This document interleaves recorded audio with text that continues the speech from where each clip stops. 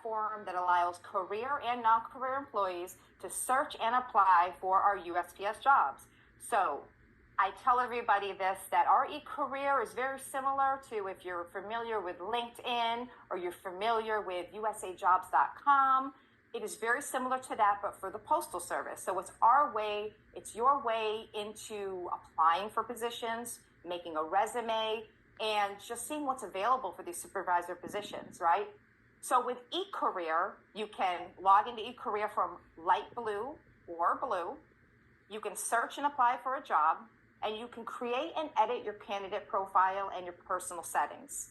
So this is an incredible system because you can search for positions nationwide.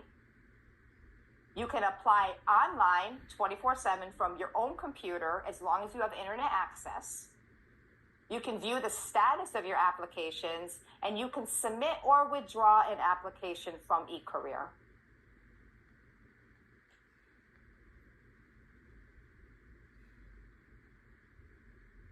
So let's talk about getting into eCareer from your non-postal computer, okay? Because again, a lot of people that are online right now do not have access to a postal computer, correct? So your gateway into that is just using your own personal internet, right? So this is for career bargaining and for non-bargaining employees. And you can apply by going on that postal or non-postal computer and it does have the address up there, lightblue.usps.gov. And I'm not sure if any of you have gone onto your light blue, but this is going to be your ticket to the amazing opportunities the post office has for you. So your homework for today is to write down that address, because that is going to be where you're going to get into to see all of these amazing jobs that we have available for you. And so what you'll want to do is you'll want to log from your, oh, if you could just go back one more, please. So when you do log on from a non-postal computer, you'll be using your employee identification number and a password. And if you do forget your password, like me, if you're like me, if you haven't been on in a while, you always forget what your password is. It's very simple, just to click a little button and to have that password reset to you, and you can refurbish it online. You want to click on the My HR and the feature topics that's going to pop up right when you log on to light blue. You'll select View All under those HR applications to view list of available apps. You're going to select Visit under the actions to assess the eCareer interim page. And this is where you're going to search and you're going to apply for the positions.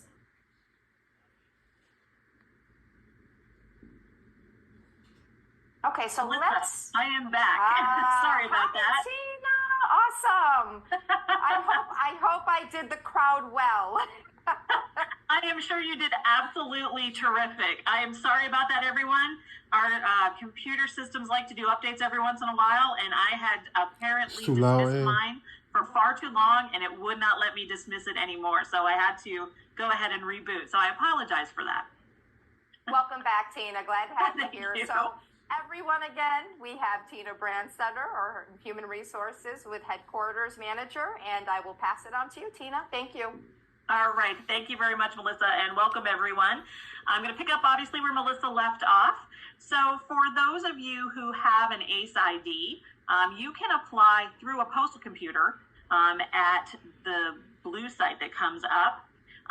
It's just the https://blue.usps.gov. Okay. And what you can do, that's your homepage. So you need to go through My HR now, and it is going to be in the featured topics of the Human Resources section.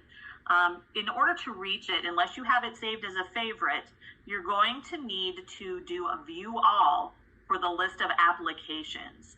And when you do that, it will show up, it's alphabetical. And once you find eCareer on there, you want to select Visit. And when you select Visit, it's going to take you to the eCareer interim page. And that is actually where you're going to log on with your ACE ID and password there. There's also similar information through Blue after you log in regarding how to apply for positions and build your profile. If you want to access it from a non-postal computer, career bargaining and non-bargaining employees, you can do that through light blue. Make sure you do enter the correct correct web address for that. Do not put in www or you will get taken to the wrong place, and we want to make sure that you are accessing the official Light Blue account. When you log in from Light Blue, you're going to use your employee ID and password. Once you click on the eCareer link, that's going to be in the quick links of the employee app section. You're going to click on Go to eCareer Now. That's going to be in the upper right-hand corner. Under Related Info, which is on the left side, there's also going to be an applicant guide responding to an EAS job posting, as well as information on creating a profile and how to apply for positions. And once you're logged in, obviously, then you can search and apply for positions that way as well. So we're going to focus on your candidate profile. And please remember that you should be applying for jobs and modifying your profile off the clock only.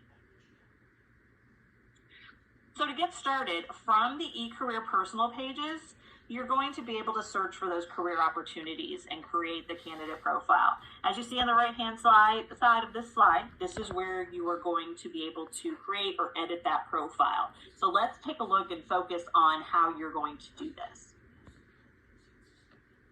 So what is your candidate profile? So that serves really as your comprehensive snapshot of your professional qualifications, experiences, and skills that are tailored for specific career opportunities. I know Ramon mentioned earlier about having a robust hero profile, and that is awesome. However, when you do apply for positions, you are going to need to do it through eCareer. So we want to make sure your candidate profile is the best that it can be as well. So much like social media profiles on platforms such as LinkedIn or Facebook or Instagram, your candidate profile highlights essential details such as your name, your contact information, obviously your work experience, education, any volunteerism that you might have done, training or certificates. In a professional candidate profile, it's crucial to present these details concisely and effectively so that you can showcase your suitability for a particular role or career path. I wonder if I could use my certification for training. Or even your hero profile, crafting a compelling candidate profile requires attention to detail and a focus to put it on my resume. Highlighting relevant experiences and achievements. So there are actually 9 parts to your candidate profile. So let's walk through those a little bit. And it's important to note, go back a little bit. Thank you. We're going to talk about those first, and then we're going to move on. So it's important to note that your communication data, that includes your email, your telephone number, and your mailing address. It's recommended that you keep your email address as your USPS email if you have one. If you do not have one, make sure that it is a valid personal email address. Under work experience, you have a 1,500 character limit to describe your duties for every position. So if you have 4 different positions, you have 1,500 characters under each position where you can describe the duties that you did there. Education, that also has a 1,500 character limit. So that's where you would add any degrees or certifications that you have. Training, that actually can include 15 previous years of experience, but make sure that what you're including is really the most relevant for the position you're applying to. You want to make sure that you are putting in any training that you've taken through Postal Service. So make sure you put the date, the training facility, and the name of the course. And if you are applying through USPS.com/careers, so the external postings, education and training are combined when you apply through there. And if you're applying through there, there's also going to be several eligibility questions related to citizenship and veteran status after the education section. But again, make sure that the education and training that you're including are relevant to the position you're applying to.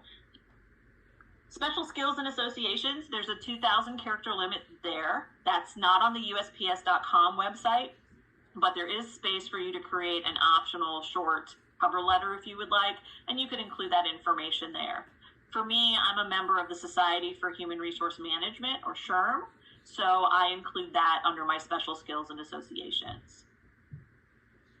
Summary of accomplishments. This is the most important part probably of your entire application, because this is where you are going to describe how you meet the KSAs or requirements for the position. There's a 6,000 character limit there, and spaces are included within that character limit. So you want to ensure that you are being concise. You can also combine your requirements or your KSAs. So let's say that maybe KSA 1 and KSA 3 relate to project management. You can actually combine those two requirements into one response. For attachments, you have to make sure that you are only providing attachments as requested in the vacancy announcement.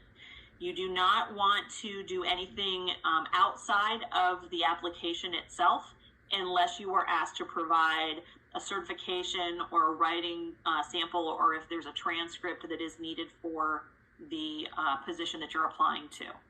Resumes are fine, but there is no other attachment that would need to be or should be added to your application unless it is specific